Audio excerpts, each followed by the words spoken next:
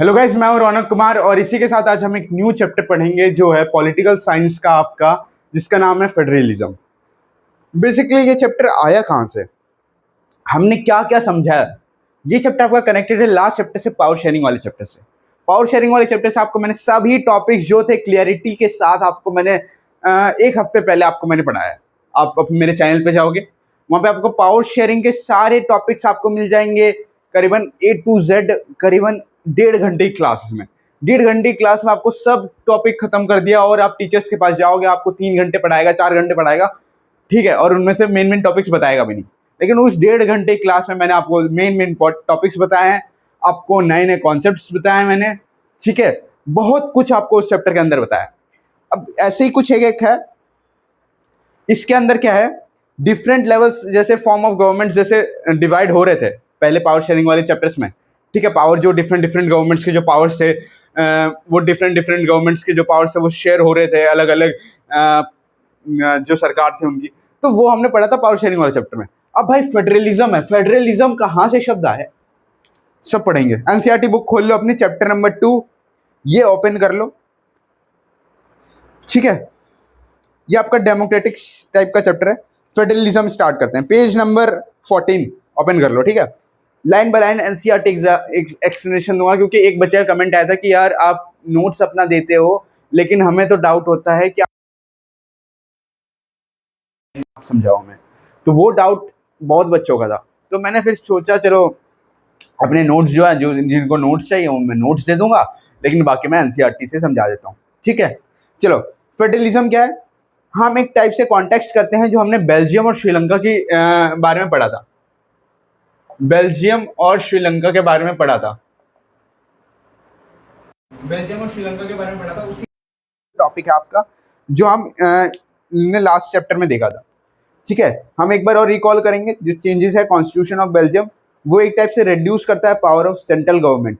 ये क्या कर रहा था, इसके अंदर क्या कर रहा था आपका, इसके अंदर क्या हो रहा था, सेंट्रल गवर्नमेंट जो थी उसके पावर को लूज कर रहा था, वो पावर को लूज कर रहा था, सेंट्रल गवर्नमेंट के पावर को लूज कर रहा था। कौन, बेल्जियम और श्रीलंका। बेल्जियम और श्रीलंका में ऐसा क्या हुआ भाई कि पावर को लूज कर रहा था, यहां से एक क्वेश्चन बनेगा, ठीक है, ठीक है। जो रिड्यूस कर रहा था पावर ऑफ सेंट्रल गवर्नमेंट्स को, ये सारे जो पावर्स दिए गए वो रीजनल गवर्नमेंट के द्वारा दिया गया है। ये जो पावर थे वो रीजनल गवर्नमेंट्स के द्वारा दिए गए। रीजनल गवर्नमेंट जो एग्जिस्ट करते हैं बेल्जियम्स में, इवन एलियंस, और वो उनका जो रोल्स है और पावर्स है, लेकिन ये सारे जो पावर्स है वो दिए गए हैं उनके गवर्नमेंट्स को, और वो विड्रॉ करेंगे बाय द सेंट्रल गवर्नमेंट्स के द्वारा विड्रॉ करेंगे। जो चेंज है दैट टुक प्लेस इन 1993 के अंदर एक चेंज आया था, सभी अभी पढ़ेंगे हम। 1993 के अंदर एक चेंज आया था, क्या आया था चेंज, वो समझते हैं इसमें, ठीक है। 1993 के चेंज में जो था उसमें रीजनल गवर्नमेंट से उन्होंने दिया था कॉन्स्टिट्यूशनल पावर। रीजनल गवर्नमेंट ने दिया था, क्या दिया था रीजनल गवर्नमेंट ने,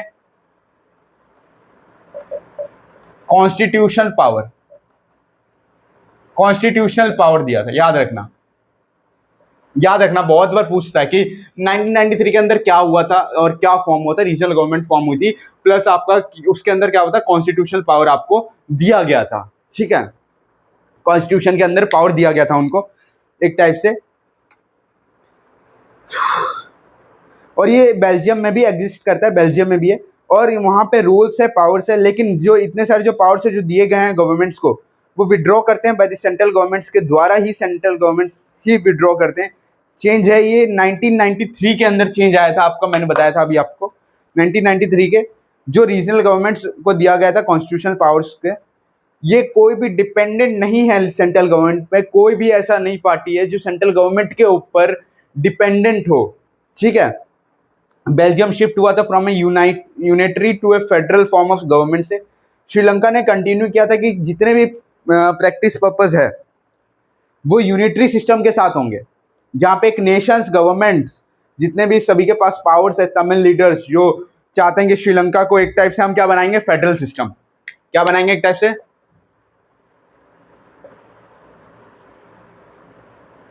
फेडरल सिस्टम बनाएंगे। अब क्या बोला, फेडरल सिस्टम कौन बोल रहा था इसके बारे में, इसके बारे में जो श्रीलंका है, तमिल लीडर्स बोल रही थी, तमिल लीडर्स बोल रही थी कि हम श्रीलंका को श्रीलंका को हम फेडरल सिस्टम बनाएंगे, एक टाइप से फेडरल सिस्टम बनाएंगे जहां पे नेशनल ऑफ गवर्नमेंट जो है, नेशनल ऑफ गवर्नमेंट वो सभी पावर्स को देखेगी। नेशनल गवर्नमेंट जो है वो सभी पावर्स को देखेगी। तमिल लीडर्स जो थे वो चाहते थे कि श्रीलंका जो है वो फेडरल सिस्टम बन जाए। कौन चाहता था? तमिल लीडर्स जो थे वो चाहते थे कि जो श्रीलंका है वो एक टाइप से क्या बन जाए, वो आपका एक टाइप से फेडरल सिस्टम बन जाए। श्रीलंका बिकम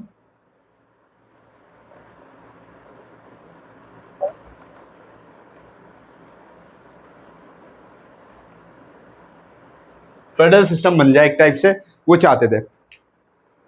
फेडरलिज्म जो एक सिस्टम है गवर्नमेंट्स का, यहाँ पे ये मार्क कर लो आप, ठीक है, आप यहाँ पे मार्क कर लो, आपका यहाँ पे दिया हुआ है बुक में। फेडरलिज्म जो है ये एक टाइप का सिस्टम है गवर्नमेंट्स का जिनके अंदर जो पावर है वो डिवाइडेड होता है सेंट्रल अथॉरिटी और various constituency units of this country. एक टाइप का सिस्टम है गवर्नमेंट्स का, क्या है अभी बताता हूँ। फेडरलिज्म एक सिस्टम है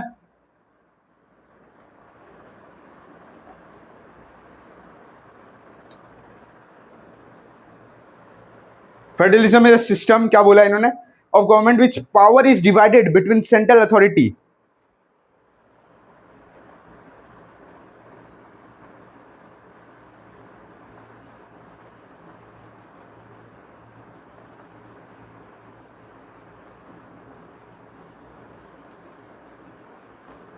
देखो फेडरलिज्म का कुछ बोल दे डिफाइन फेडरलिज्म। फेडरलिज्म क्या लिखना है आपको? फेडरलिज्म एक टाइप का सिस्टम है जिसके अंदर जो पावर है वो डिवाइडेड है, सेंट्रल अथॉरिटीज को डिवाइडेड है पावर, कि आप जो सेंट्रल अथॉरिटीज है वो एक टाइप से पावर ले सकते हैं, कई सारे कॉन्सिक्वेंसेज यूनिट्स में है, ठीक है, कंट्रीज के। कि जो सिस्टम है ना, जो पावर है वो किसको डिवाइडेड है, ये याद रखना है, लास्ट वाला टॉपिक याद रखना है, जो डिवाइडेड है वो सेंट्रल अथॉरिटीज को डिवाइडेड है। फेडरलिज्म ये सिस्टम है जहां पे पावर डिवाइडेड है किसको? सेंट्रल अथॉरिटी को डिवाइडेड है। बस फेडरलिज्म का डेफिनेशन यहां पे खत्म। यहां से क्वेश्चन बनेगा, सीबीएसई बनाएगी आपका क्वेश्चन, डिफाइन फेडरलिज्म, या स्कूल एग्जामिनेशन में भी देगा, टेस्ट में भी देगा कि फेडरलिज्म क्या होता है। फेडरलिज्म एक टाइप का सिस्टम होता है जिसके अंदर पावर जो होता है वो डिवाइडेड होता है सेंट्रल आप बोल सकते हो सेंट्रल अथॉरिटीज के अंदर जो है वो पावर डिवाइडेड होता है, और कई सारे कॉन्सिक्वेंसेज यूनिट्स है। यूजुअली जो फेडरेशन है वो 2 लेवल ऑफ गवर्नमेंट्स में होता है। फेडरेशन जो है, अब देखो फेडरेशन जो है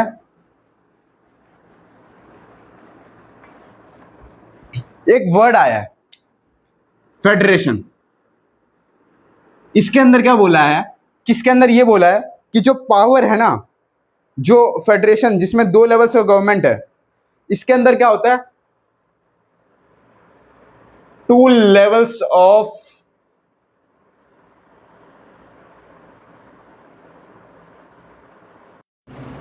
गवर्नमेंट। इसके अंदर आपसे एक क्वेश्चन पूछेगा कि किसके अंदर 2 लेवल ऑफ गवर्नमेंट मिलते हैं, एमसीक्यू में दे देगा।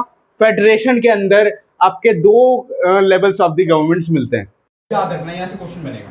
मैं आपको सीबीएसई के क्वेश्चन बताता हूं, स्कूल एग्जामिनेशन के उसमें इंक्लूड रहते हैं, ठीक है। ये जो गवर्नमेंट्स है जिसमें entire country then usually responsible है कई सारे subjects of common nations interest के साथ। यहाँ पे जो अदर्स गवर्नमेंट्स है, जो लेवल ऑफ प्रोविजंस है स्टेट्स के, वो देखते हैं कि यार डे टू डे क्या हो रहा है वहाँ पे, एडमिनिस्ट्रेटिंग स्टेट हो रहा है, दोनों लेवल्स ऑफ गवर्नमेंट इंजॉय कर रहे हैं पावर को, इंडिपेंडेंटली इंजॉय कर रहे हैं कि यार हमारे पास पावर है, अब हमारे साथ कुछ भी नहीं हो सकता, अब जो है वो अब हम करेंगे, अब वो कोई कुछ नहीं कर सकता, ऐसा उन्होंने सोचा। ये जो सेंस है फेडरेशन का वो कॉन्ट्रास्ट करता है विथ यूनाइटेड गवर्नमेंट से। फेडरेशन का कॉन्ट्रास्ट करता है यूनाइटेड गवर्नमेंट से। Under the united system either there is only 1 level of government. United nation क्या है? 1 लेवल ऑफ गवर्नमेंट।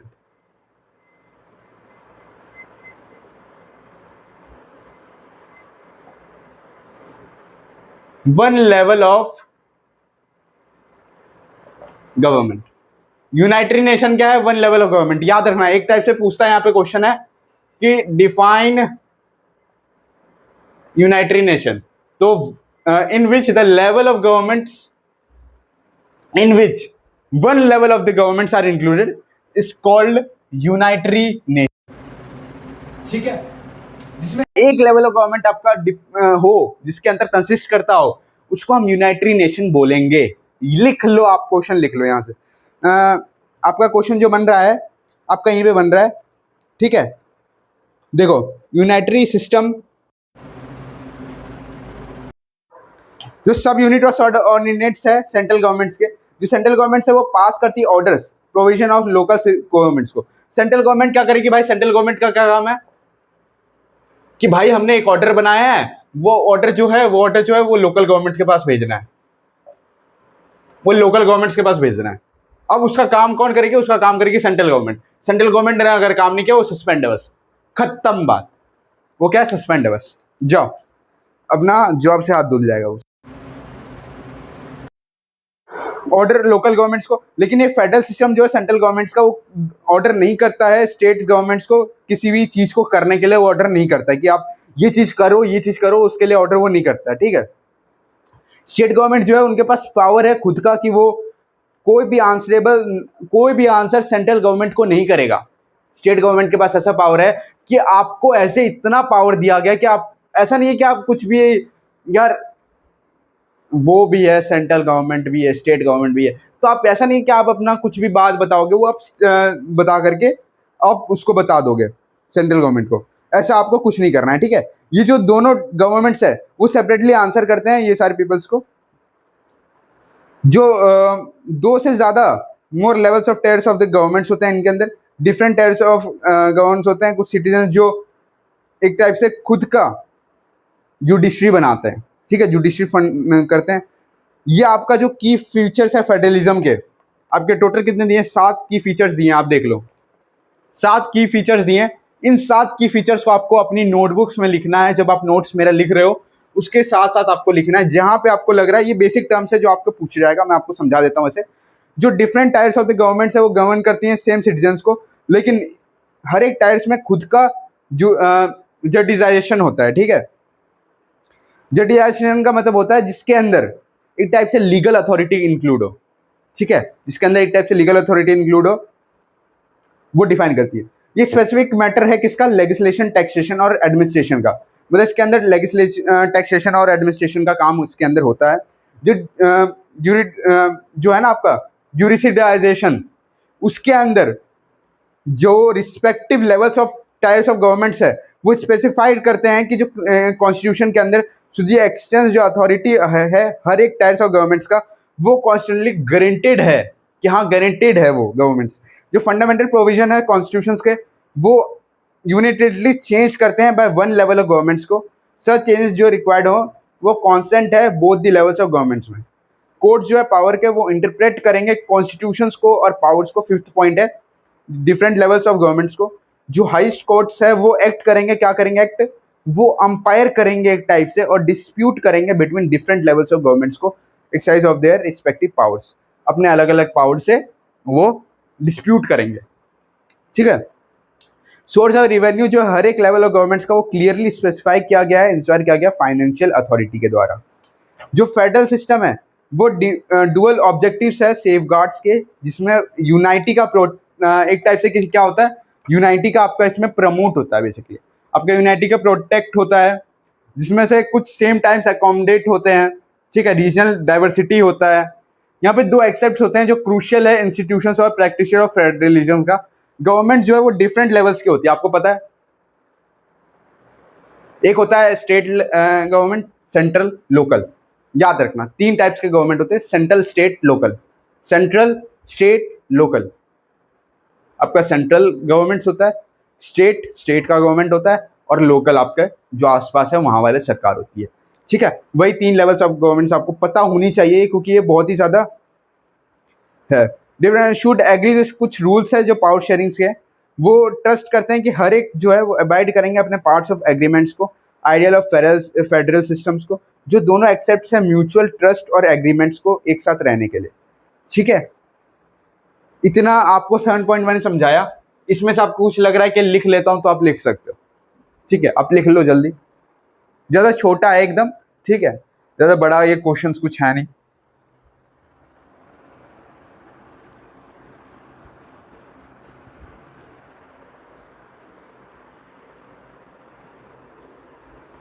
ठीक है, चलो आ जाते हैं। अब बात करेंगे जो एग्जैक्ट बैलेंस है पावर का बिटवीन सेंटर और स्टेट गवर्नमेंट्स का, वो एक फेडरेशन होता है अनदर फेडरेशन से, एक फेडरेशन से अनदर फेडरेशन में होता है, सेंट्रल गवर्नमेंट, स्टेट और सेंट्रल गवर्नमेंट्स के बीच का जो होता है वो डिपेंड करता है हिस्टोरिकल कॉन्टेक्स्ट के ऊपर, डिपेंड करता है फेडरेशन का जो फॉर्म होते हैं। यहाँ दो काइंड्स ऑफ रूट्स होते हैं through which the federation has been formed. जो पहला रूट होता है वो इन्वॉल्व करता है इंडिपेंडेंट स्टेट जो आता है एक साथ अपने खुद के फॉर्म ऑफ बिगर यूनिट्स के साथ, और ये पोलिंग करता है सोवर्जिनिटीज के साथ, सोवरेन, और एक टाइप से आइडेंटिटी करता है इंक्रीज करने के लिए उनके सिक्योरिटीज को। ये जो टाइप ऑफ कमिंग है एक साथ, फेडरेशन इंक्लूड है इसके अंदर। फेडरेशन के कौन कौन से हो सकता है कंट्री के साथ, यूएसए हो गया, ठीक है, ये सब जो कंट्रीज है इनके सामने जो है फेडरेशन इंक्लूड है, ठीक है, इनके सामने फेडरेशन इंक्लूड है। आपका यूएसए वगैरह जो हो गया उनके सामने, यूएसए हो गया आपका, स्विट्जरलैंड हो गया आपका, ये सब के सामने, ठीक है, ऑस्ट्रेलिया वगैरह।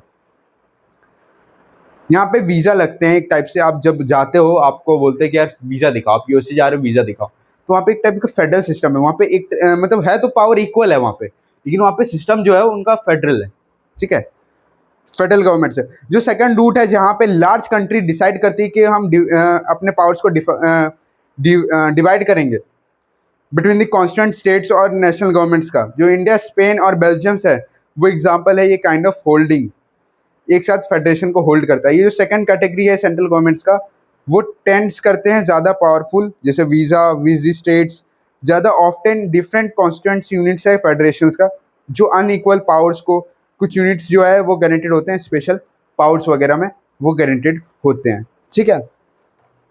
देखो आपको एक चीज़ दिया होगा यहाँ पे पेज नंबर 18 पे, ये आपको पढ़ना है खुद से, ठीक है, ये आप एज ए स्टूडेंट्स के लिए दिया है कि आपको खुद से पढ़ना है।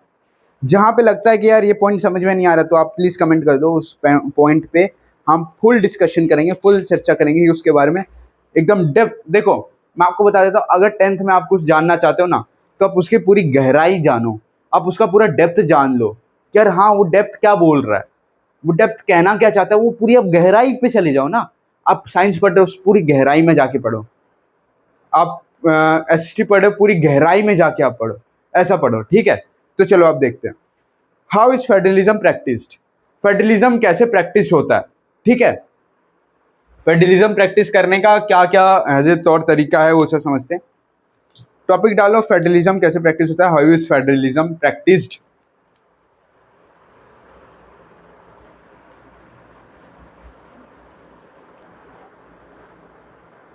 तो अब हम ये समझेंगे हाउ इज फेडरलिज्म एक टाइप से। चलो रुको, टॉपिक डालो आप ऊपर, ठीक है, टॉपिक डालो।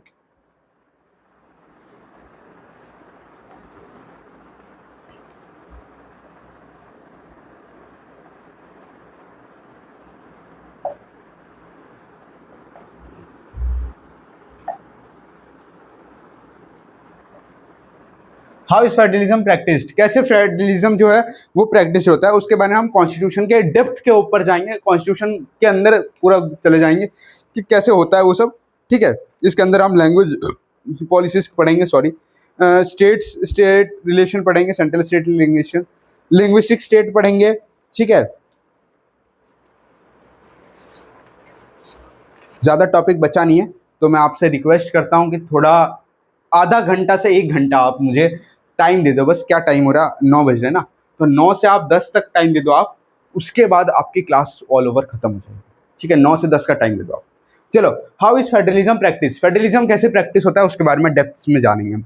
देखो कॉन्स्टिट्यूशन जो है वो प्रोविजन है एक टाइप से जहाँ पे नेसेसरी है सक्सेस ऑफ फेडरलिज्म का। फेडरलिज्म का एक टाइप से सक्सेस है जहाँ पे कोई भी सफिशिएंट नहीं है, वहाँ पे कुछ सफिशिएंट चीज़ नहीं है, ठीक है, ठीक है। सक्सेस ऑफ फेडरलिज्म है एक टाइप से, जहाँ पे एक टाइप से आपका सक्सेस होता है फेडरलिज्म का, ठीक है। ये जो है फेडरल एक्सपेरिमेंट है जहाँ पे सक्सेस होता है इंडिया के अंदर, ये नहीं है कोई भी मैरली, क्योंकि यहाँ पे क्लियरली लेड आउट करता है कॉन्स्टिट्यूशनल प्रोविजंस को। जो रियल सक्सेस है फेडरलिज्म का इंडिया के अंदर, वो एट्रीब्यूटेड करता है नेचर ऑफ डेमोक्रेटिक पॉलिटिक्स का अपनी कंट्रीज के अंदर। ये इंस्पायर करता है कि जो स्पिरिट है फेडरलिज्म का ना, याद रखना, जो स्पिरिट है फेडरलिज्म का, यहाँ से क्वेश्चन बनेगा, वो रिस्पेक्ट करता है डाइवर्सिटी और डिजायर फॉर लिविंग यहाँ देखो आपका एक क्वेश्चन बनेगा यहाँ पे,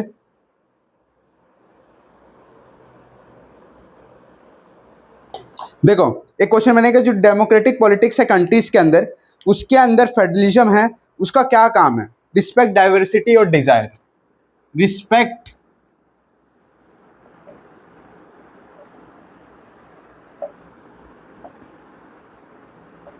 ये किसका काम है? ये आपका फेडरलिज्म का काम है। ठीक है, ये कैसे फेडरलिज्म का काम है? जो फेडरलिज्म आपको रिस्पेक्ट प्रोवाइड करवाएगा, डाइवर्सिटी प्रोवाइड कराएगा और डिजायर प्रोवाइड कराएगा। उस रोल जो है इसका वो फेडरलिज्म का ही रोल है, याद रख लेना।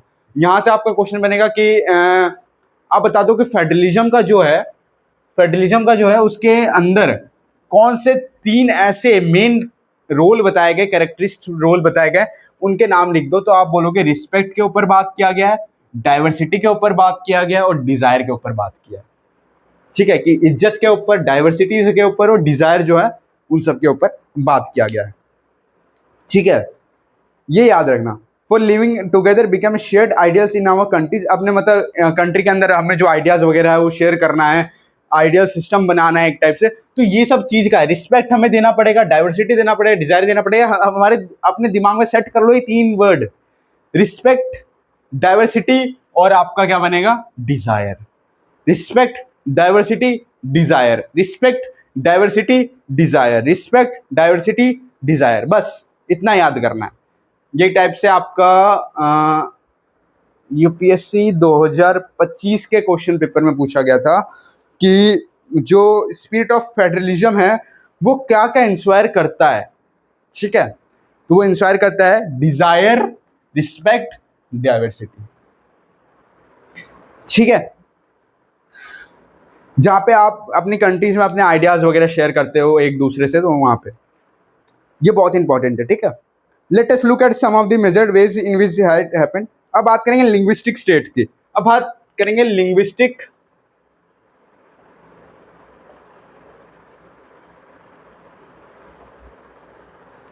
स्टेट क्या होता है?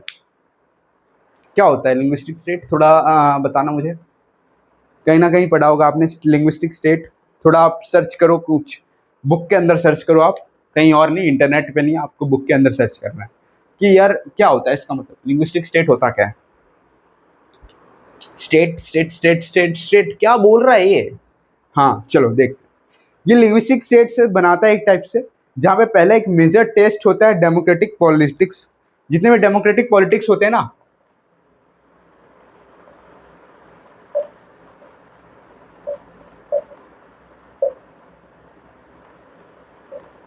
उनका जो टेस्ट होता है ना, उस टेस्ट को हम बोलते हैं लिंग्विस्टिक स्टेट।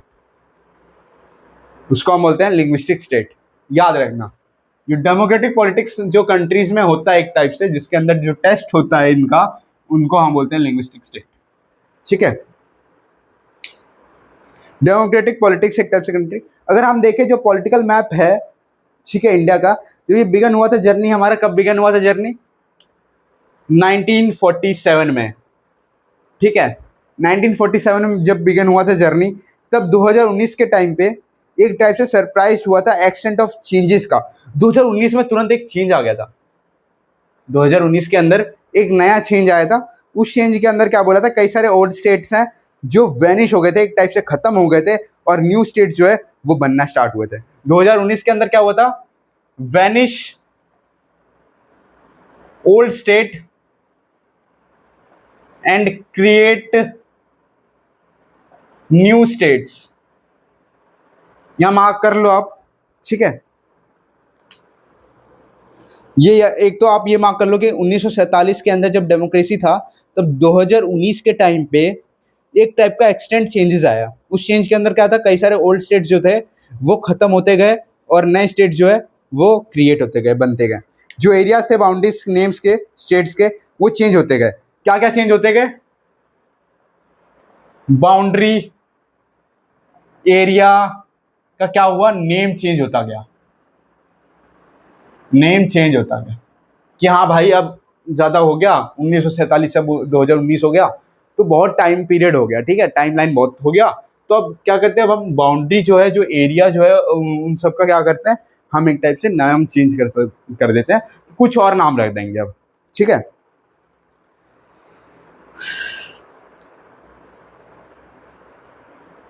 और यहाँ पे जो पीपल्स थे वो सेम लैंग्वेज बोलते थे, एक टाइप से सेम रहते थे, ठीक है।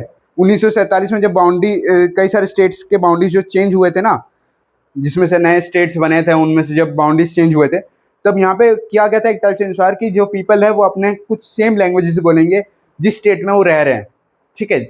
मान लो कोई दिल्ली का रह रहा है तो दिल्ली का दिल्ली वाला ही लैंग्वेज बोलेगा, और अगर बिहार झारखंड का है तो वो बिहार झारखंड वाली लैंग्वेजेस बोलेगा, ठीक है। तमिलनाडु का तमिलनाडु का बोलेगा, ठीक है। अगर आपका और भी कोई कोई स्टेट्स के हैं, आपका केरला तरफ का, तो वो केरला वाले लैंग्वेजेस बोलेगा, ठीक है। स्टेट जो है, कुछ स्टेट जहाँ पे क्रिएट होते हैं ना ही कोई बेसिक लैंग्वेज में, लेकिन वो रिकॉग्नाइज किया जाता है डिफरेंट बेस्ड ऑन कल्चर, इथेनिटी और ज्योग्राफी के ऊपर। किसके ऊपर, मार्क कर लो आप एक टाइप से, कल्चर के ऊपर किया जाता है, इथेनिसिटी और ज्योग्राफी के ऊपर। कल्चर, इथेनिसिटी और ज्योग्राफी।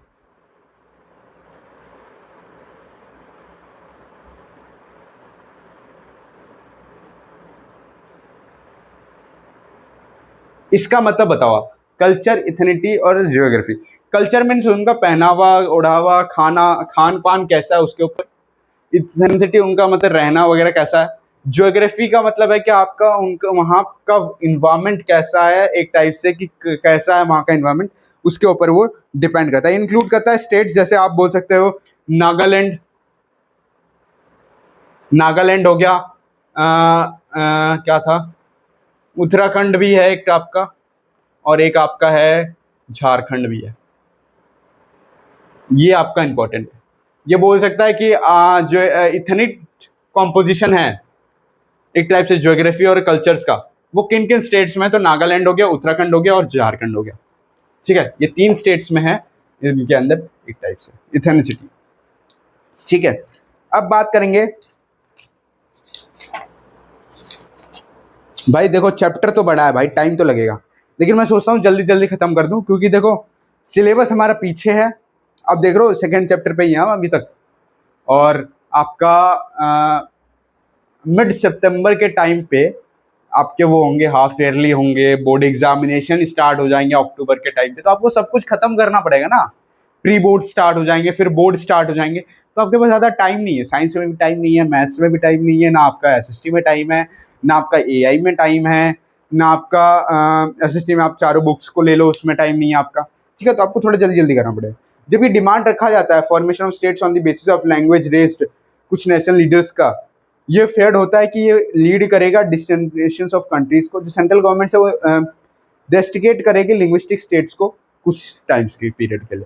लिंग्विस्टिक जितने हैं वो सेंट्रल गवर्नमेंट क्या करेगी, वो बोल रहा था कि बैन कर देगी एक टाइप से कुछ टाइम पीरियड के लिए, बस रेस्टिकेट कर देगी एक टाइप से। जो एक्सपीरियंस होगा, जो दिखाता है फॉर्मेशन लिंग्विस्टिक स्टेट्स का, वो एक्चुअली बनाया रहता है कंट्री के ऊपर जो ज़्यादा यूनाइटेड होता है, और ये बना रहता है एडमिनिस्ट्रेशन को ईजिली बनाने के लिए।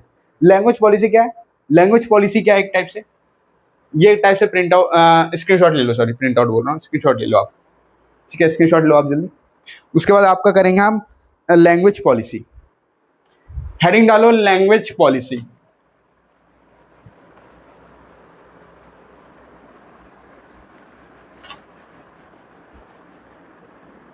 देखो मैडम, मैं एक चीज सबसे बता रहा हूँ, सबसे बोल रहा हूँ मैं एक चीज, एनसीईआरटी टेक्स्ट बुक आपको साइंस की भी पढ़नी है, एसएसटी की भी पढ़नी है, और आप किसी भी इंस्टीट्यूट में चले जाओ, आप किसी भी टीचर के पास चले जाओ, आप किसी भी स्कूल टीचर्स के पास चले जाओ, सब आपको एनसीईआरटी टेक्स्ट बुक से पढ़ के आपको एक एक पॉइंट, एक एक लाइन, एक एक अंडरलाइन वर्ड्स आपको समझाएगा। जो मैं अभी आपको डेप्थ तक समझा रहा हूँ वो आपको कोई नहीं समझाएगा, ठीक है। आपको क्या करेगा, मान लो आपको कोई टॉपिक दे दिया, जैसे लैंग्वेज पॉलिसी दे दिया, उस पॉलिसी के अंदर मेन टॉपिक याद कर लेगा, वो आपको बता देगा, बस ये है, ये याद करके आपको बता देगा। लेकिन वो ऐसा करना नहीं है इस बार क्लास 10 में, आपको जितना है सब कुछ बताना है, इसलिए मैं आपको कुछ वैसे नहीं बता रहा, सब जितना बुक में लिखा है बस वही बता रहा हूँ।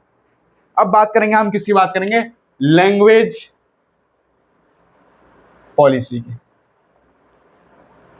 लैंग्वेज पॉलिसी क्या कहता है, ये एक सेकंड टेस्ट है इंडियन फेडरेशन का, लैंग्वेज पॉलिसी, जहाँ पे कॉन्स्टिट्यूशन है वो देता नहीं है स्टेटस ऑफ नेशनल लैंग्वेजेस को, ये टू एनी वन लैंग्वेजेस को। इंडिया जो वो इनडेफिनाइट है एज ए ऑफिशियल लैंग्वेज,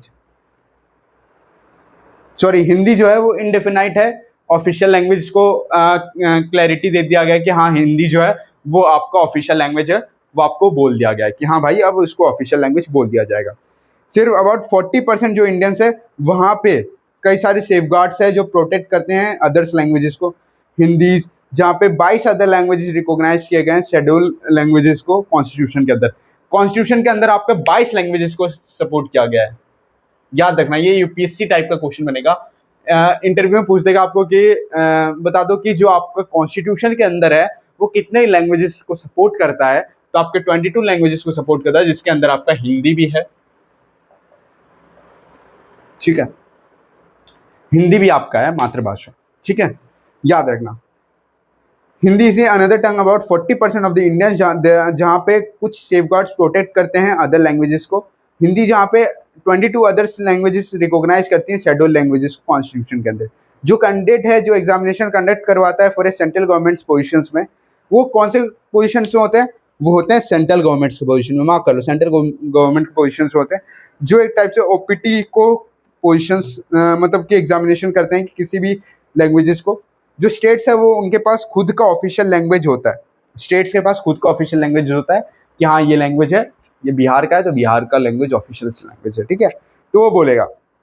जहाँ पे गवर्नमेंट्स वर्क करती है, जहाँ पे प्लेस लेती है ऑफिशियल लैंग्वेज का कॉन्सेंट स्टेट्स का, जैसे अनलाइक श्रीलंका हो गया जहाँ पे लीडर्स जो है अपने कंट्रीज का अडॉप्ट करती है, ज़्यादा क्वेश्चंस एटीट्यूड्स स्प्रेड करती है, हिंदीज को स्प्रेड करना स्टार्ट कर देती है। ठीक है, श्रीलंका के लीडर्स जो है अपने कंट्रीज के, वो कॉन्स्टिट्यूशन जो है वो यूज करता है इंग्लिश को as a official purpose to stop the 1956। ये स्टॉप हुआ था 1965 में, सॉरी, एक टाइप से बोल रहा था कि यार हम ऑफिशियल लैंग्वेज जो मानेंगे वो इंग्लिश को ही मानेंगे, वो स्टॉप हो गया था आपका 1965 के अंदर। नॉन हिंदी स्पीकिंग स्टेट जो थे वो डिमांड करते थे कि हम इंग्लिश का यूज करेंगे, हम इंग्लिश में कंटिन्यू करना चाहते हैं कि हम इंग्लिश में ही करेंगे। ठीक है, तमिलनाडु के अंदर जो मूवमेंट चला था वॉयलेंट फॉर्म्स का, जो सेंट्रल गवर्नमेंट्स का, वो रिस्पॉन्ड करता है by agreeing to continue the use of English along with Hindi के साथ फॉर ऑफिशियल पर्पजेज। कई सारे क्राइटेरियाज थे जो सोचते थे कि जो सॉल्यूशन है वो फेवर करेंगे इंग्लिश स्पीकिंग एलाइट्स को, प्रमोशन को, हिंदी कॉन्टिन्यूस को, ऑफिशियल पॉलिसीज को गवर्नमेंट्स के अंदर इंडिया के। जो प्रमोशन है वो उनका मतलब है जो सेंट्रल गवर्नमेंट है वो इम्पोज करेगा हिंदी और स्टेट्स को, जहाँ पे पीपल अलग अलग लैंग्वेजेस बोल सकते हैं, उनका मन करे तो वो बोल सकते हैं। ठीक है, जो फ्लेक्सिबिलिटी है वो दिखाएगा इंडियन पॉलिटिकल लीडर्स को, हेल्प करेगा अपनी कंट्रीज के अंदर कि अवॉइड करे ये सारी जो सिचुएशंस है जो श्रीलंका के अंदर फाइंड किया गया है लैंग्वेजेस का, उन सबको खत्म करने का कोशिश वो करेंगे। समझ में आ गया? अब बात करेंगे सेंटर स्टेट रिलेशन। फिर है डिसेंट्रलाइजेशन इन इंडिया। बस चैप्टर खत्म नहीं हुआ है अभी। खुश मत हो जाओ, खुश तो ऐसे हो रहे हो जैसे क्या खत्म हो गया हो, ऐसे खुश हो रहे हैं, वाह चैप्टर खत्म, टेंशन खत्म। भाई तुम्हें क्या है यार, चैप्टर हम पढ़ाते हैं, हमें मेहनत लगता है, तुमने एक बार पढ़ा तुम लोग तो जंप कर जाओगे क्वेश्चन आंसर्स पे, PYQs पे, नोट्स पढ़ना स्टार्ट कर दोगे। भाई नोट्स भी हमको बना के देना पड़ता है, हमारा मेहनत लगता है, प्लस चैप्टर समझाने के लिए जो आपका 4-5 पेजेस का सोशल का जो चैप्टर होता है भाई उसमें सबसे ज़्यादा मेहनत लगता है। तो इसलिए आपसे मैं रिक्वेस्ट करता हूँ कि जो भी मतलब ऐसे वीडियो देखता है या क्लासेस लेता है, उससे रिक्वेस्ट ये है कि आप बस उस चैप्टर को, जो भी आप चैप्टर पढ़ रहे हो मेरे से, मान लो आप फेडरलिज्म आप पढ़ रहे हो, ठीक है, ठीक है, आपने पढ़ा मेरे से, तो उस चैप्टर को आप क्या करोगे, आप उसके अंदर से आपका एक टास्क है, आज से आप टास्क है आपका जो मैं आपको पढ़ा रहा हूँ, आप लाइन बाय लाइन में आपको एनसीईआरटी पढ़ाता हूँ, आपका टास्क ये है कि आपको लाइन बाय लाइन के अंदर आपको क्वेश्चन फाइंड करना है खुद से, बस क्वेश्चन फाइंड करोगे, सीबीएसई बीच से देखिए क्वेश्चन, फिर मुझे मत बोलना कि यार आपने बताया नहीं, कुछ नहीं किया।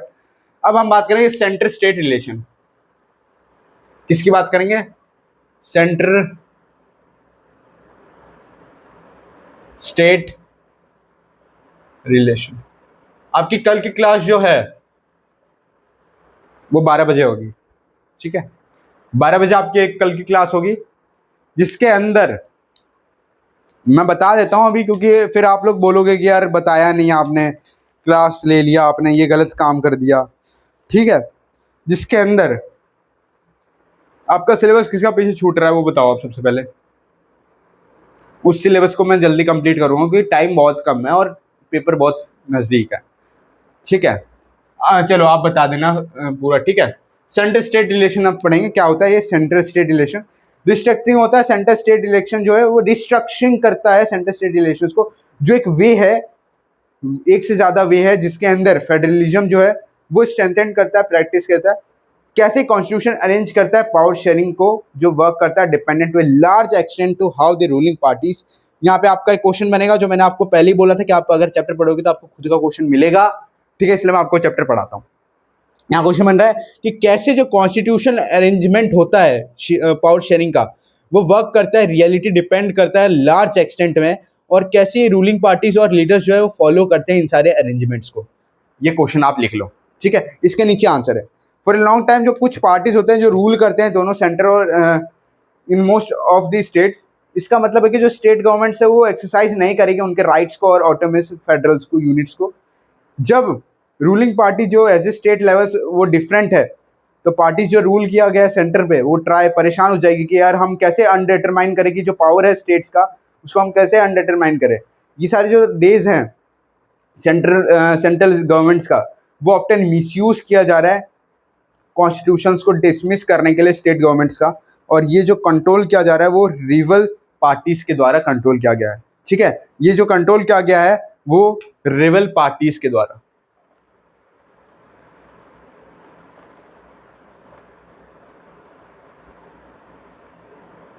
कंट्रोल्ड बाय रिवल, क्या नाम है, रिवल पार्टीज, सही बोल रहा है, रिवल पार्टीज। ठीक है, आप देखो इसमें जो क्वेश्चन है मैंने जो अभी बनाया है आपके लिए। ठीक है,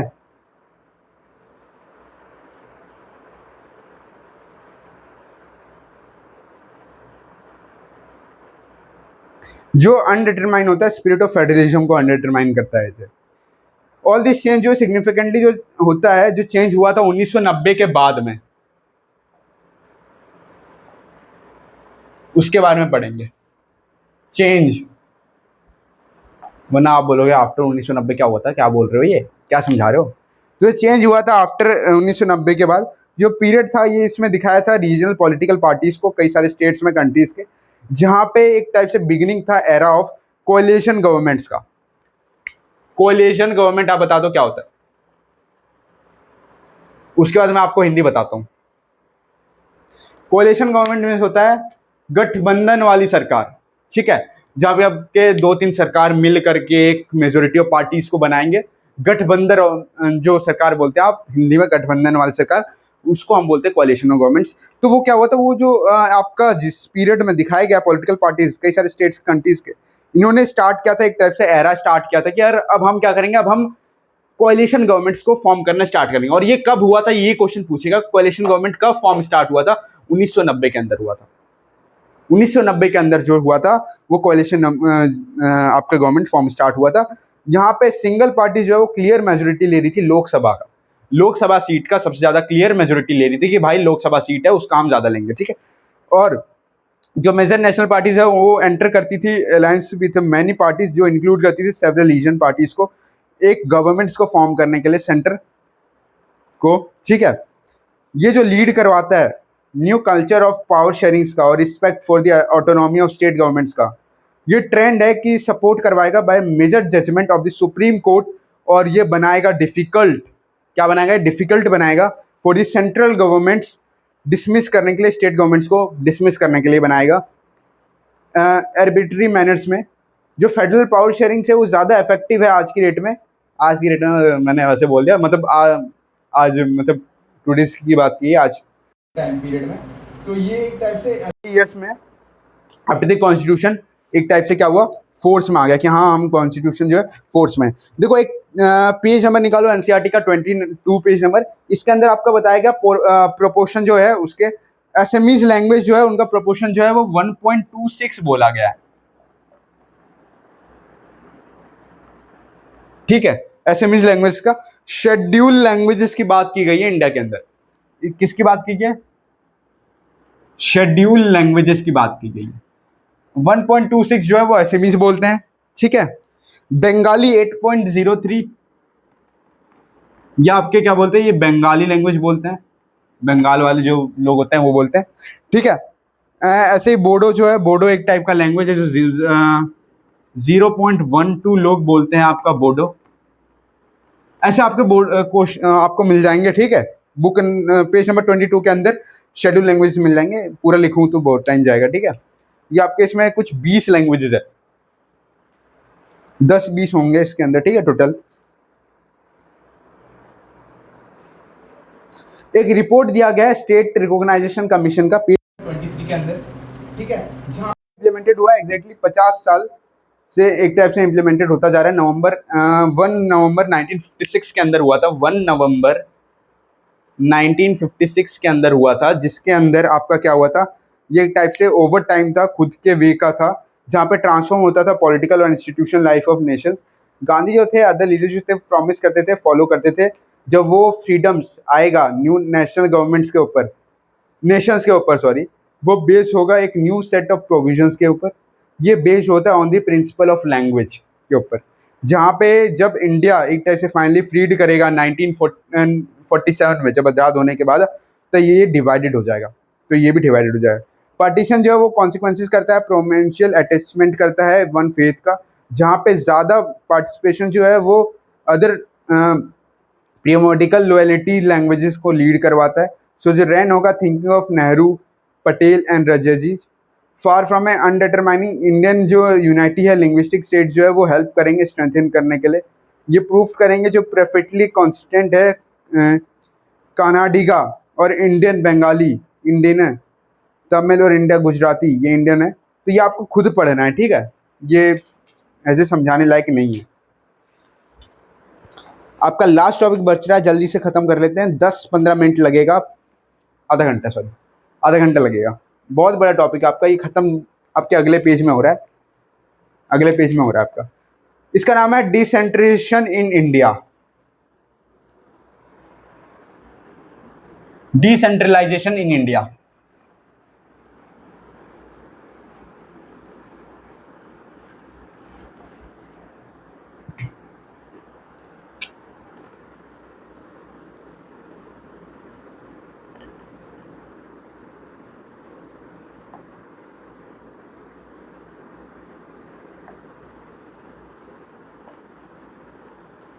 डिसेंट्रलाइजेशन इन इंडिया, तो यहाँ पे हम नोट करेंगे कि अब जो फेडरल गवर्नमेंट्स है वो 2 से ज़्यादा जो टेयर्स ऑफ गवर्नमेंट्स है, जहाँ पे सो फार डिस्कस होते गए हुआ है, ठीक है, 2 टायर्स ऑफ गवर्नमेंट्स का कंट्रीज के अंदर। लेकिन जो वर्स्ट कंट्रीज है जैसे इंडिया है, वो रन करती है सिर्फ थ्रू दीज 2 टायर्स के ऊपर। जो स्टेट्स है इंडिया के अंदर वो भी लार्ज इंडिपेंडेंट कंट्रीज है यूरोप के अंदर, अगर हम देखें तो in terms of population Uttar Pradesh जो बिगर है रशिया से, अगर हम ज़्यादा देखें तो यूपी जो है वो ज़्यादा पॉपुलेटेड है, ठीक है, रशिया से ज़्यादा पॉपुलेटेड जो है वो यूपी है आपका। India can not run through this 2 states euro independent population, ठीक है, ये पढ़ा दिया। अबाउट दिस बिग है जर्मनी की बात करें तो उससे ज़्यादा है। कई सारे स्टेट्स है जो इंटरनली ज़्यादा डाइवर्स है, एक टाइप से फैले हुए ज़्यादा, कई सारे स्टेट्स अगर हम बात करें तो ये ज़रूरत है कि जो पावर शेयरिंग है विद इन दी स्टेट्स, वो फेडरल पावर शेयरिंग है इंडिया के अंदर, जो अनदर टायर्स ऑफ गवर्नमेंट्स को दिखाती है। बेलो दैट स्टेट गवर्नमेंट्स, ये जो है ये टाइप से रेशनल है फॉर डिक्लेराइजेशन ऑफ पावर्स, दस जो रिजल्टेड है थर्ड टेयर ऑफ गवर्नमेंट्स को, जिसको हमने बोला है लोकल गवर्नमेंट। लोकल गवर्नमेंट हम किसको बोलते हैं?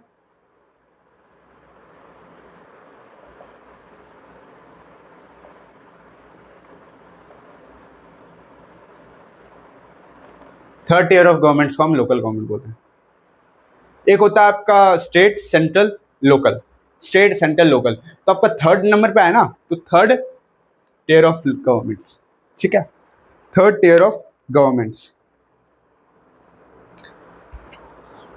जब पावर को टेकन अवे होता है फ्रॉम सेंट्रल और स्टेट गवर्नमेंट का, वो दिया जाता है गवर्नमेंट्स को, लोकल गवर्नमेंट्स को, जिसको हम बोलते हैं डिसेंट्रलाइजेशन। डिसेंट्रलाइजेशन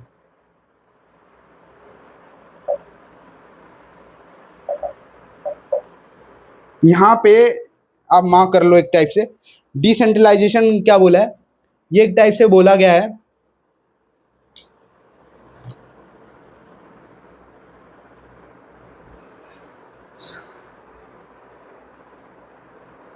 जहाँ पे इंडिया को एक टाइप से अदर टेयर ऑफ गवर्नमेंट्स की जरूरत होती है, बेलो स्टेट गवर्नमेंट, तो ये जो रेशनल है उनको हम बोलते हैं डिसेंट्रलाइजेशन, जहाँ पे अदर एज ए जरूरत होती है गवर्नमेंट्स की। रिजल्टेड होता है थ्री टायर ऑफ गवर्नमेंट, जिसको हम बोलते हैं local government. Third tier of governments होता है लोकल गवर्नमेंट्स, याद होना चाहिए आपको, ठीक है। जब पावर को टेकन अवे होता है फ्रॉम सेंट्रल और स्टेट गवर्नमेंट्स का और दिया जाता है लोकल गवर्नमेंट्स को, उसको हम बोलते हैं डिसेंट्रलाइजेशन। वही बोला गया है, वही यहाँ मीनिंग दिया गया है आपका, कि जब पावर होता है अवे, टेकन अवे सेंटर और स्टेट गवर्नमेंट्स का, और वो लोकल गवर्नमेंट को दिया जाता है, सेंटर से स्टेट से, सेंटर या स्टेट्स की बात कही है, सेंटर या स्टेट से आपका लोकल की तरफ दिया जाता है, तो इस पावर को बोलते हैं हम डिसेंट्रलाइजेशन।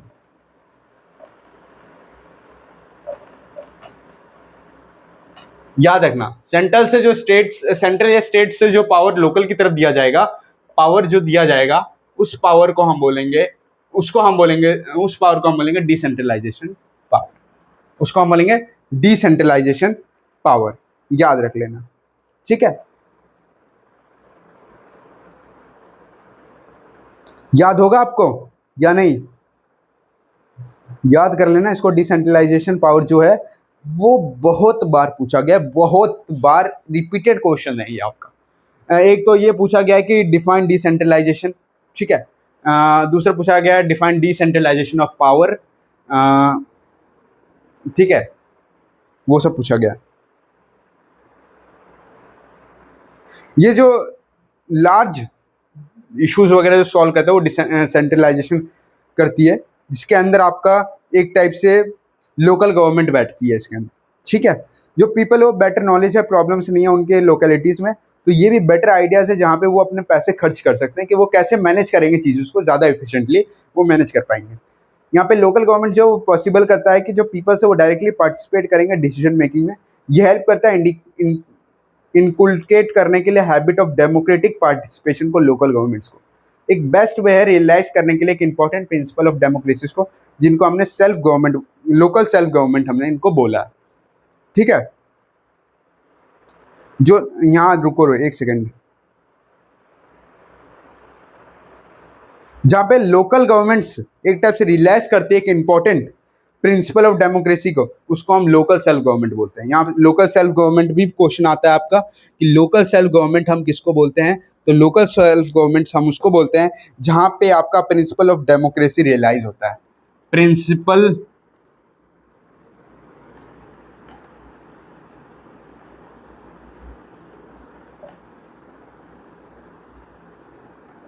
रियलाइज होता है, उसको हम क्या बोलते हैं, उसको हम बोलते हैं लोकल सेल्फ गवर्नमेंट,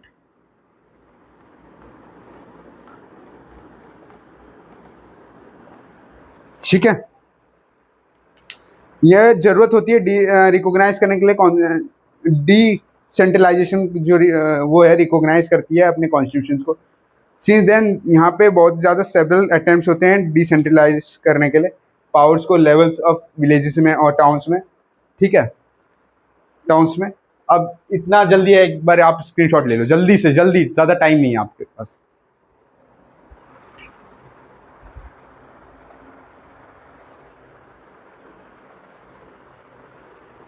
ठीक है, चलो।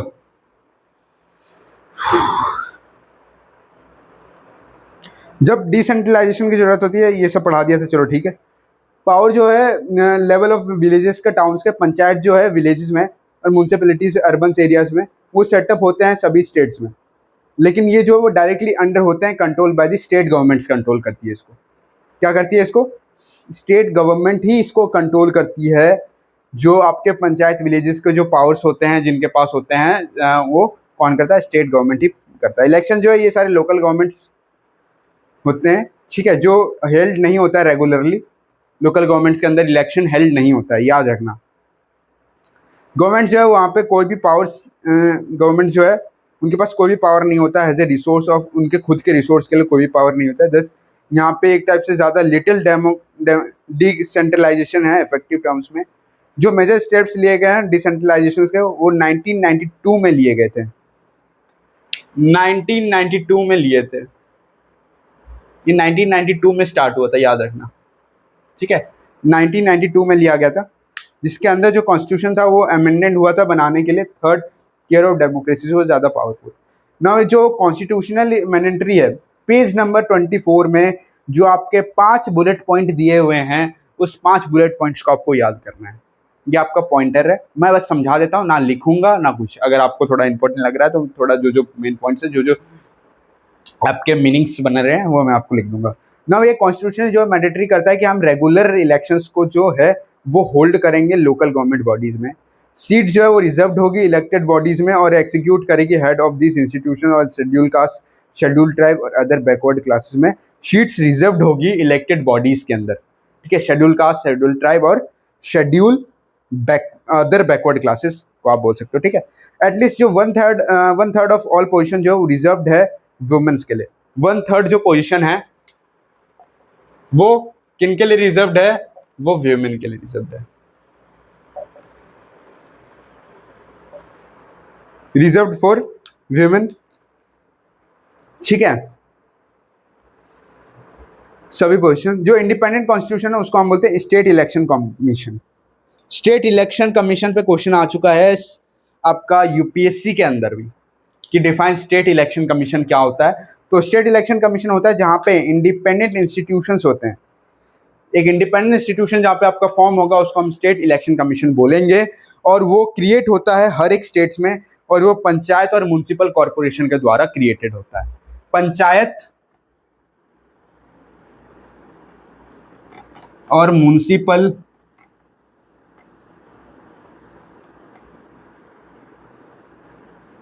कॉरपोरेशन के द्वारा जो क्रिएटेड होता है आपका, ठीक है, उसको हम बोलते हैं, ठीक है। जो स्टेट गवर्नमेंट्स है वो रिक्वायर्ड होता है कि हम कुछ पावर्स को शेयर करेंगे और रेवेन्यू जो है लोकल गवर्नमेंट्स को देंगे, गवर्नमेंट बॉडीज को। जो नेचर है शेयरिंग का वेराइज करता है from state to state. Rural जो है लोकल गवर्नमेंट्स को वो प्रॉपरली हम उनको बोलते हैं known by the name of panchayati raj के नेम से हम उनको बोलते हैं। आपको पता है रूरल के टाइम रूरल एरियाज में आपको पंचायती राज आपको बोलते हुए सुना होगा। और पंचायती राज का जो चैप्टर था वो आपका क्लास 6 के अंदर था। पंचायती राज के बारे में आपको सब कुछ बताया गया था, याद करो थोड़ा सा। ईच विलेज जो है वहाँ पे ग्रुप ऑफ विलेज जो है कुछ स्टेट्स के, वो ग्राम पंचायत बोलते हैं, उसको हम ग्राम पंचायत भी बोलते हैं, ठीक है, याद रखना। ये जो काउंसिल है कंसिस्टिंग करने के लिए सेवरल वार्ड मेंबर्स को, उनको हम बोलते हैं पंच, पंच बोलते हैं, ठीक है, उनको हम बोलते हैं पंच। ये प्रेसिडेंट है सरपंच, इसको हम बोलते हैं डायरेक्टली हम इलेक्टेड होता है, सभी एडल्ट पॉपुलेशन से ये इलेक्ट होता है लिविंग इन दैट वार्ड और विलेजेस का। और ये जो डिसीजन बनाता है बॉडीज के लिए फॉर दी इंटायर विलेजेस के लिए, पूरे विलेजेस के लिए बात की गई है। जो पंचायत है वो वर्क करता है under the overall supervision of the Gram सभा।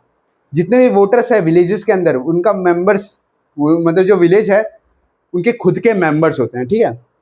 वहाँ पे कोई भी मतलब मिलने आता है एटलीस्ट 2 या 3 साल में वो हैजे मिलने के लिए आता है। अप्रूव किया जाता है एनुअल बजट के हिसाब से। ग्राम पंचायत को रिव्यू देता है, परफॉर्मेंस देता है। ग्राम पंचायत एक टाइप से आपको परफॉर्मेंस वगैरह रिव्यू वगैरह देगा कि यार हाँ ये है ग्राम पंचायत का मालिक, तो आपको देगा। जो लोकल गवर्नमेंट स्ट्रक्चर है वो जाती है rights of the district level की तरफ।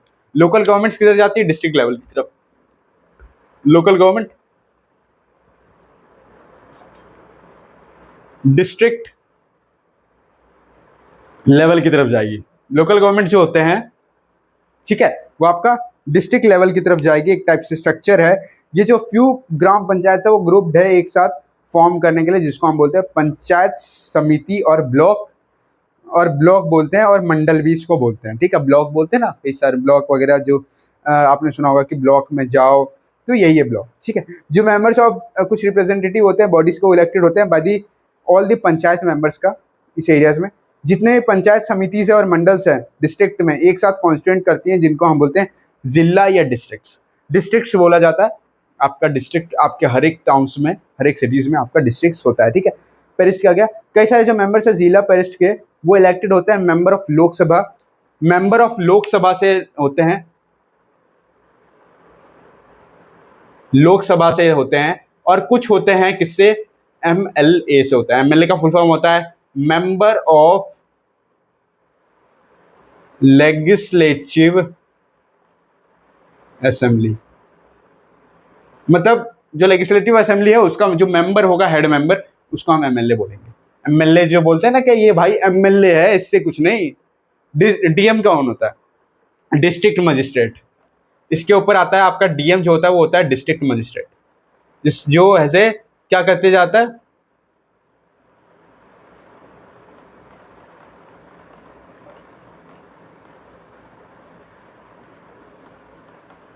जो आपका यूपीएससी जैसे हायर एग्जामिनेशंस को क्लियर करके आपके ऊपर तक जाता है। ये एक ऐसा पोजीशन होता है डीएम का जहां पे आपका इनकम भी ज्यादा होता है, आपका पावर भी ज्यादा होता है, आपकी इज्जत भी ज्यादा होती है। जहां पे आपका पावर मतलब वहां पे आपकी इज्जत है। ठीक है, ये समझ के चलना आप सबसे ज्यादा। ठीक है, बट म्यूनसिपैलिटीज जो है वो सेटअप करती है टाउन्स, बिग सिटीज और कॉन्स्टिट्यूशन म्यूनसिपल कॉर्पोरेशन में। जो दोनों म्यूनसिपैलिटीज है और म्यूनसिपल कॉर्पोरेशन है वो कंट्रोल होगा बाय इलेक्टेड बॉडीज के द्वारा। इनको इलेक्ट किया गया उनके द्वारा होगा। जो पीपल्स है रिप्रेजेंटेटिव है म्यूनसिपल चेयरपर्सन के, वो पॉलिटिकल हेड है म्यूनसिपैलिटीज का, म्यूनसिपल कॉर्पोरेशंस के, जिनको हम बोलते हैं मायोर। मायोर, जिनको हम बोलते हैं मायोर, मायोर बोलते हैं। ठीक है, क्या बोलते हैं उसको? मायोर बोलते हैं। थोड़ा मुझे लग रहा है कि आपको थोड़ा मैंने फास्ट में पढ़ा दिया, तो देखो दोबारा समझा देता हूँ इसका मतलब क्या बोल रहा है।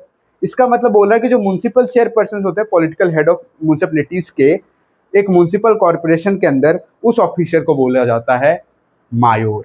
उस ऑफिसर को बोला जाता है मायोर। प्राइम मिनिस्टर जो है वो रन करता है कंट्रीज को। साइड में एक ब्लू बॉक्स दिया होगा, ठीक है, वो पढ़ रहा हूँ मैं, उसको आप देखो ध्यान से। जो प्राइम मिनिस्टर है वो रन करता है कंट्रीज को, चीफ मिनिस्टर रन करता है स्टेट्स को, प्राइम मिनिस्टर कंट्रीज को रन करता है, पीएम कंट्री, और किसकी बात की गई आपकी? CM state, CM state. और आपका इसमें जो state locally then the chairships of Zila Parishad run the district. जिला परिषद जो होता है वो डिस्ट्रिक्ट को रन करता है। डीएम और कलेक्टर जो है एडमिनिस्ट्रेटिव डिस्ट्रिक्ट को। डीएम या कलेक्टर, भाई किसी का सपना होगा, है किसी का सपना? क्लास के अंदर आए हो आप एसएसटी की क्लास लेने के लिए, कोई तो ऐसे डिस्ट्रिक्ट का एडमिनिस्ट्रेटिव होता है।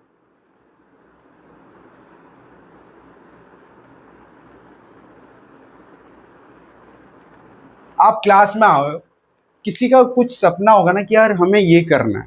हम एसएसटी पढ़ रहे हैं तो मुझे ये लग रहा है कि यार हम पढ़ रहे हैं तो यार मुझे ये करना है, मैं ये करना चाहता हूँ, यूपीएससी करके मुझे ये करना है, मुझे यूपीएससी करके आईएएस बनना है, मुझे यूपीएससी करके आईपीएस बनना है, मुझे यूपीएससी करके आईएफएस बनना है, मुझे यूपीएससी करके आईआरएस बनना है। किसी का सपना तो होगा ना।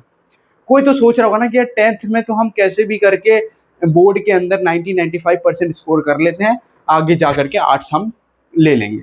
आर्ट्स लेने के बाद अपना यूपीएससी का जर्नी स्टार्ट कर देंगे, वहीं से आपका स्टार्ट हो जाता है एक टाइप से, आप जो मानो तो किसी का तो सपना होगा भाई कि कोई चाहता होगा कि यार हम कंट्री का पीएम बनना चाहते हैं, आर्ट्स लो भाई। सीएम बनना चाहता है, लेस नंबर ऑफ पर्सन होंगे जो पीएम और सीएम सोचेंगे, ज़्यादा नंबर ऑफ स्टूडेंट्स होंगे वो डीएम और कलेक्टर की बात ही सोचेंगे। ठीक है, डीएम जो है वो आपका छोटा पद होता है कलेक्टर से। कलेक्टर आपका हायर पद होता है, जो आपका 3 साल के बाद, डीएम बनने के 3 साल के बाद आपका बनता है बेसिकली। जो नया सिस्टम है लोकल गवर्नमेंट्स का, वो लार्जेस्ट एक्सपेरिमेंट है डेमोक्रेसी के अंदर जो कंडक्ट करवाता है कहीं भी वर्ल्ड में। जो 36 लाख इलेक्टेड रिप्रेजेंटेटिव है पंचायत में और म्यूनसिपैलिटीज में ऑल ओवर कंट्रीज के अंदर। जो नंबर है वो बिगर है पॉपुलेशन का कंट्रीज के अंदर, वर्ल्ड के अंदर। कॉन्स्टिट्यूशनल स्टेटस जो है लोकल गवर्नमेंट्स वो हेल्प करता है, डिपेंड करता है डेमोक्रेसी कंट्रीज के अंदर। ये इंक्रीज करता है वुमेन रिप्रेजेंटेशन को भी इंक्रीज करता है, और कई सारे वॉइस जो अपनी कंट्रीज में जो वॉइस है उनको भी इंक्रीज करता है। एट द सेम टाइम यहाँ पे कई सारे डिफिकल्टीज होते हैं। जो इलेक्शंस हेल्ड होते हैं रेगुलरली इंटरेस्टिंगली, वो ग्राम सभा में हेल्ड नहीं होते हैं। ठीक है, कई सारे स्टेट गवर्नमेंट्स है वो ट्रांसफर करते हैं सिग्निफिकेंट पावर्स को लोकल गवर्नमेंट्स के, कि वो सोचते हैं कि यार क्या करना है, अब ये जो पावर है ना स्टेट गवर्नमेंट्स का, वो लोकल गवर्नमेंट के पास पावर ट्रांसफर कर जाता है। Not have they given adequate resource, उनके पास ज़्यादा रिसोर्स नहीं होता है। We are thus still a long way from the realising the ideal of self government. हम एक टाइप से रियलाइज करते हैं कि एक टाइप से क्या है, आइडिया है सेल्फ गवर्नमेंट का। आप मुझे इस चैप्टर के अंदर ये चीज़ बताओगे, मुझे ये जानना है आपको कि कहाँ पे मैंने आपको थोड़ा सा तेज़ी से पढ़ा दिया और आपको कहाँ पे आपको थोड़ा समझ में नहीं आया, उसकी क्लास आप मुझे बताओगे, उसकी क्लास में लूँगा।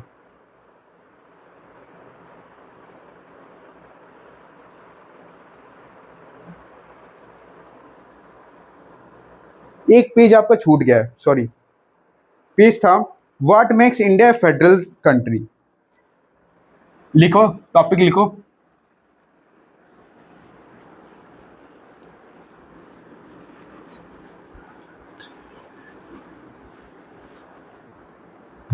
What makes India A federal country.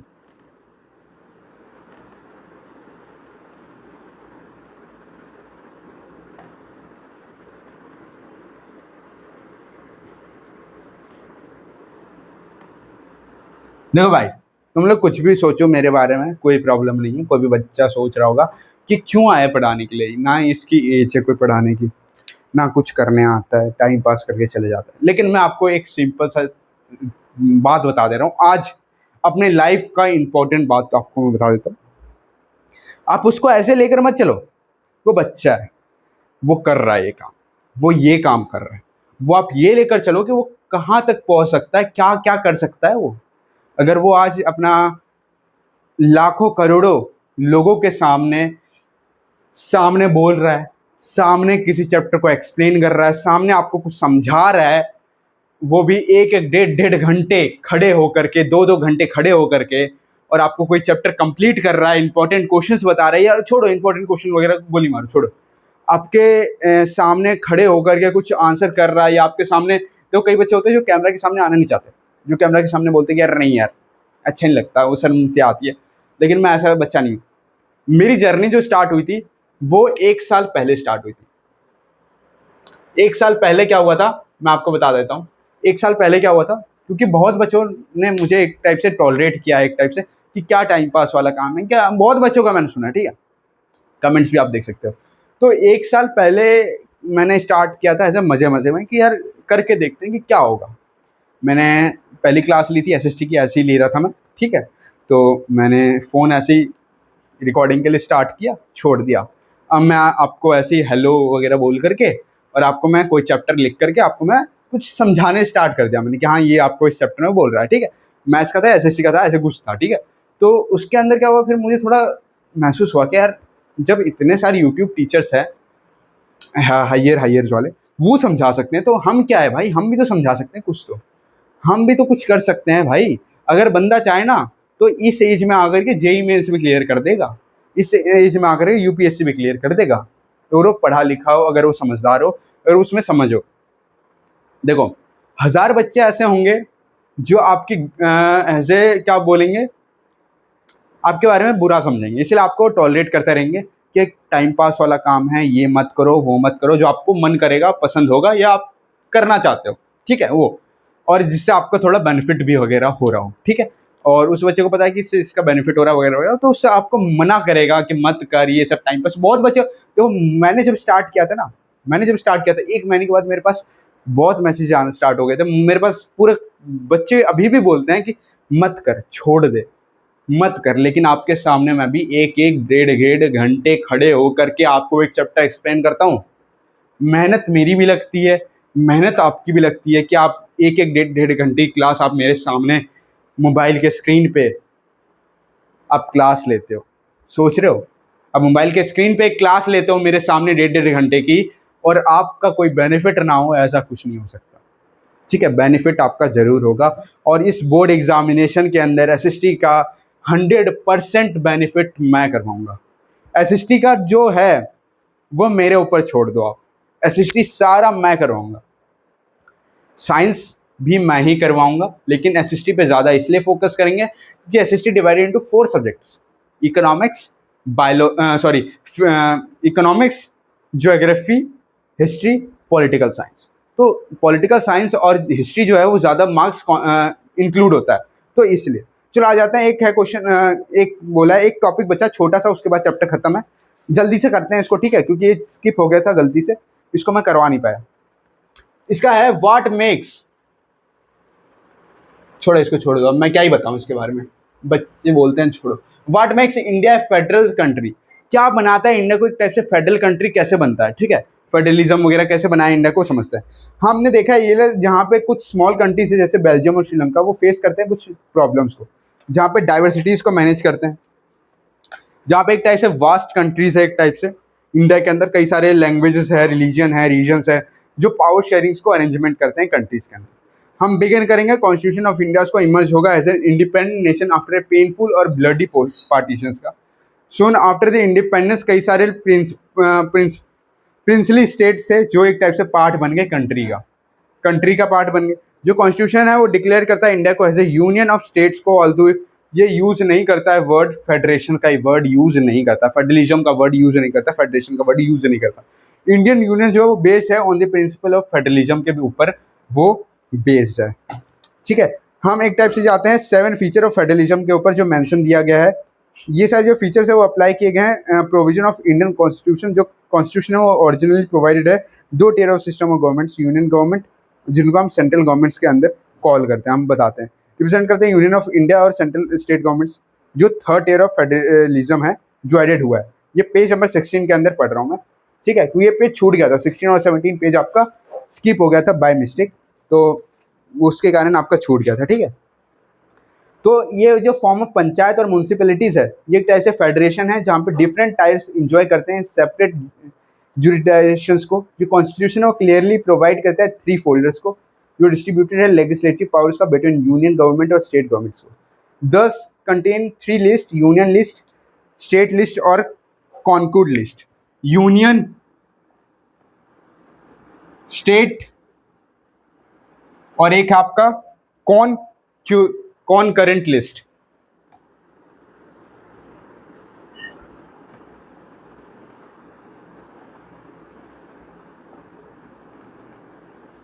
इस लिस्ट में आपका क्या है, आपका डिवाइडेड है। ठीक है, ये जो यूनियन लिस्ट है, पहला लिस्ट यूनियन लिस्ट याद रखना इंपॉर्टेंट है। ये इंक्लूड करता है सब्जेक्ट ऑफ नेशनल इंपॉर्टेंस को, such as defence of countries, foreign affairs, banking, communication और करेंसीज के बारे में। मतलब बैंकिंग वगैरह, बैंकिंग हो गया,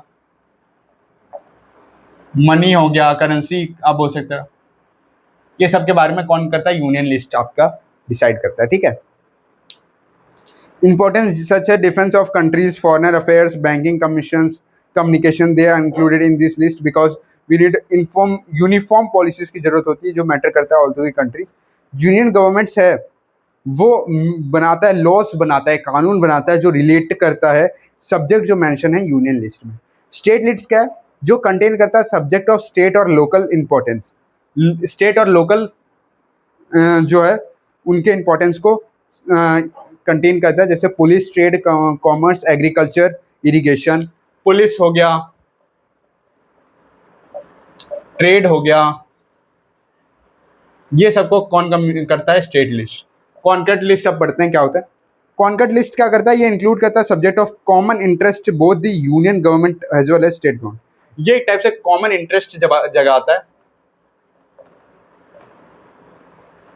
बिटवीन किसके बीच में, यूनियन एज स्टेट के बीच में, यूनियन और स्टेट के बीच में। हैज एजुकेशन, जो फॉर स्टेट यूनियंस है वो मैरिज, एडॉप्शन और सक्सेशन, जो दोनों यूनियन है as well as state governments, वो लॉज बनाती है ऑन दी सब्जेक्ट जो मेंशन किए गए लिस्ट में। ठीक है, अगर उनके जो लॉज है वो कॉन्फ्लिक्ट किए जाएंगे दोनों तरफ, जो लॉ बनाए गए हैं यूनियन गवर्नमेंट्स का वो प्रिवेल होगा। What about subjects that do not fall in any of 3 list, क्या होगा उसका, उस सब्जेक्ट का जो तीनों लिस्ट में फॉल नहीं होता है। तो और सब्जेक्ट जो जैसे कंप्यूटर सॉफ्टवेयर कैंप जो है वो आफ्टर द कॉन्स्टिट्यूशन वो बनाता है अकॉर्डिंग टू वो कॉन्स्टिट्यूशन। जो यूनियन गवर्नमेंट्स है वो प्लस पावर था legislature on this residency subjects का, जो नोटेड है अबव दी मोस्ट फेडरेशंस का that are formed by holding together do not give equal powers, वहाँ पे इक्वल पावर नहीं मिलता है टू कॉन्स्टिट्यूंट यूनिट्स में। दस जितने भी स्टेट्स हैं इंडिया यूनियंस के, वहाँ पे कोई भी आइडेंटिकल पावर नहीं है। कुछ स्टेट्स हैं जो इंजॉय करते हैं स्पेशल स्टेटस को। स्टेट जैसे असम हो गया, नागालैंड हो गया, अरुणाचल प्रदेश हो गया, मिजोरम हो गया, वो स्पेशल पावर को इंजॉय करते हैं अंडर सेंट्रल प्रोविजंस को। यहाँ पे आप अंडरलाइन कर लो, असम, नागालैंड, अरुणाचल प्रदेश, मिजोरम, ये सारे एक टाइप से स्पेशल पावर को एंजॉय करते हैं आर्टिकल 373 के अंदर। आर्टिकल 373 ये कहता है कि हम स्पेशल पावर जो है उसको हम एंजॉय कर सकते हैं, उसको हम इंजॉय कर सकते हैं, उसको हम कोई भी मना नहीं कर सकता। आर्टिकल 371 हमारा ये कहता है, याद रखना, ठीक है।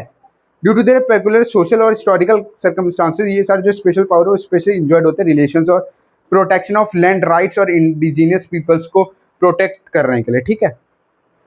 कल्चर और ये प्रोफेशनल है एम्प्लॉयमेंट्स गवर्नमेंट सर्विसेज के इंडियंस के जो परमानेंट नहीं है रेजिडेंट्स ऑफ स्टेट्स के, जो बाय नहीं करते हैं लैंड्स और हाउसेस को वहाँ पे। सिमिलर जो स्पेशल प्रोविजन है जो एग्जिस्ट करते हैं कुछ अदर स्टेट्स में इंडिया के एज वेल एज 3 और सम कुछ यूनिट्स ऑफ इंडियन के यूनियन जो इंजॉय करते हैं लिटिल पावर्स को। ये जो एरियाज है जो टू स्मॉल है, जो बनाते हैं इंडिपेंडेंस को, स्टेट जहाँ पे जो मर्ज नहीं है, ठीक है, जो स्टेट मर्ज नहीं है न्यू ऑफ एग्जिस्टिंग स्टेट्स के, जैसे चंडीगढ़ हो गया, लक्षद्वीप हो गया, आपका दिल्ली हो गया, ये सारे आपके किसके अंदर आते हैं पता है? यूनियन टेरिटरी के अंदर आते हैं। ये लिखा नहीं है आपका, ठीक है, मैं आपको ऐसे बेसिकली बता रहा हूँ, ये आपका यूनियन टेरिटरी के अंदर आते हैं, आपको पता ही होगा, ठीक है, बुक में नहीं लिखा। Do not have the power of state government, जो सेंट्रल गवर्नमेंट से उनके पास स्पेशल पावर होता है कि हम ये सारे एरियाज जो है वो सब हम चला सकते हैं। किसको? दिल्ली वगैरह हो गया, लक्षद्वीप हो गया, वो सब एरियाज को हम चला सकते हैं, चंडीगढ़ वगैरह को। जो शेयरिंग है पावर का बिटवीन द यूनियन गवर्नमेंट्स का और स्टेट गवर्नमेंट्स का, वो बेसिक है स्ट्रक्चर्स ऑफ कॉन्स्टिट्यूशन का। वो इजी नहीं है कि हम किसी भी चेंज को बना सके पावर शेयरिंग अरेंजमेंट्स को। जो पार्लियामेंट है वो उनके खुद के चेंजेस होते हैं अरेंजमेंट्स के ऊपर। कोई भी चेंज जो फर्स्ट पेज होगा by both the house of parliament with at least 2/3 majority legislature of at least half of the total states. जो जुडिशरी है वो प्ले करेगा इंपॉर्टेंट रोल। आपको पता है जुडिशरी आपने पढ़ा था क्लास 8th में, न्यायालय के बारे में, ठीक है, पढ़ा था, मैं नहीं पढ़ाया था, आपको याद रखना। जुडिशरी जो प्ले करता है इंपॉर्टेंट रोल ओवरसीइंग करने के लिए इम्प्लीमेंटेशन को, कॉन्स्टिट्यूशन प्रोविजंस को और प्रोसीड करता है। इनकेस किसी भी डिस्प्यूट हो जाता है about the division of powers का डिस्प्यूट हो जाता है, जो हाई कोर्ट और जो सुप्रीम कोर्ट है वो डिसीजन बनाएगा। आपको पता है हाई कोर्ट और सुप्रीम कोर्ट डिसीजन बनाएगा। सुप्रीम कोर्ट सबसे हायर कोर्ट होता है, हाई कोर्ट उससे नीचे होता है, ठीक है। हाई कोर्ट आपके रीजन्स में मिल जाएगा, सुप्रीम कोर्ट आपको दिल्ली आना पड़ेगा, वरना आपके रीजन में हाई कोर्ट ही मिलेगा, ठीक है। जो यूनियन और स्टेट गवर्नमेंट्स है उनके पास पावर है कि वो अपने रिसोर्स को रेज करेगा, लीव करेगा टैक्सेस को और ऑर्डर करेगा कैरी करने के लिए गवर्नमेंट्स को। और ये रिस्पॉन्सिबल है कि हम कोई भी रिस्पॉन्सिबिलिटीज़ को असाइन कर सकते हैं एक दूसरे में हम इसको एक टाइप से असाइन कर सकते हैं, ठीक है। तो यही था आपका पूरा फेडरलिज्म का चैप्टर जो आपको मज़ा आया होगा अभी पढ़ करके, ठीक है। इसके देखो आपको मैं दिखा देता हूँ क्वेश्चंस जो हैं एनसीईआरटीज़ के 12 क्वेश्चन है जो आपको खुद करने हैं, ठीक है। तो यही था आपका टोटल पॉलिटिकल साइंस का दूसरा चैप्टर कंप्लीट हो गया है। पावर शेयरिंग के बाद आपका फेडरलिज्म हुआ है बहुत टाइम के बाद। कई बच्चों का डाउट होगा कि यार फेडरलिज्म बहुत टाइम हो गया, क्यों नहीं करवाया था फेडरलिज्म। देखो आपको मैं अभी भी बता देता हूँ, फिर आगे से ये मत बोलना कि मैंने ये नहीं करवाया, वो नहीं करवाया, ये नहीं करवाया। मैं जो चैप्टर करवाता हूँ वो आपको एज ए वेटेज के हिसाब से करवाता हूँ कि आपको पहला चैप्टर कौन सा पढ़ना है, दूसरा चैप्टर कौन सा इंपॉर्टेंट है जो आपको कवर करवाएंगे। मैं आपको बताता हूँ स्कूल वाले क्या करेंगे, मिड सितंबर के टाइम पे, हाँ सितंबर के टाइम पे आपका सिलेबस कंप्लीट करवा देंगे, ठीक है। सितंबर के बाद आपके पास पूरा टाइम रहेगा सब कुछ कंप्लीट करने के लिए, तो आप वहाँ पे कंप्लीट करोगे। तो आपका यही था पूरा क्लास जो आपको मज़ा आया होगा पढ़ करके। तो अब मिलेंगे नेक्स्ट क्लास में। सो थैंक यू, मिलते हैं नेक्स्ट क्लास में।